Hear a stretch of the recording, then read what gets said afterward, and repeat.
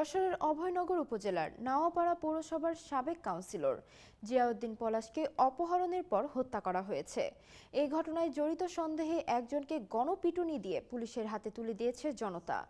শনিবার রাত 10টার দিকে পৌর এলাকার আয়কর অফিসের পেছনে একটি পরিত্যক্ত ঘর থেকে তাকে মৃত অবস্থায় উদ্ধার করা হয় বলে জানান অভয়নগর থানার ভারপ্রাপ্ত কর্মকর্তা এমদাদুল করিম।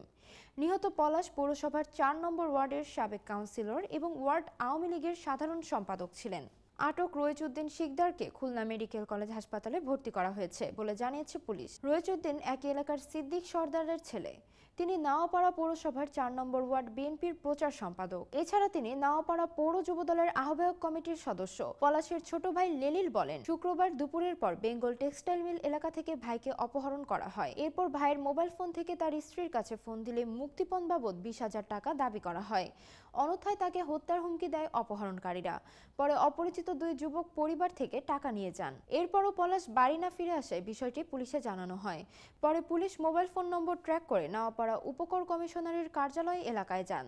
তিনি বলেন, সেখানে রইসউদ্দিনকে দেখে স্থানীয়দের সন্দেহ হয়।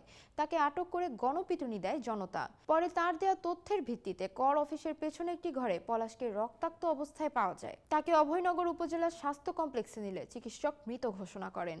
ওসি এমদাদুল করিম বলেন, পূর্ব শত্রুতার জেরে এই ঘটনা ঘটতে পারে। এই ঘটনায় জড়িত অন্যদেরও আটকের চেষ্টা চলছে।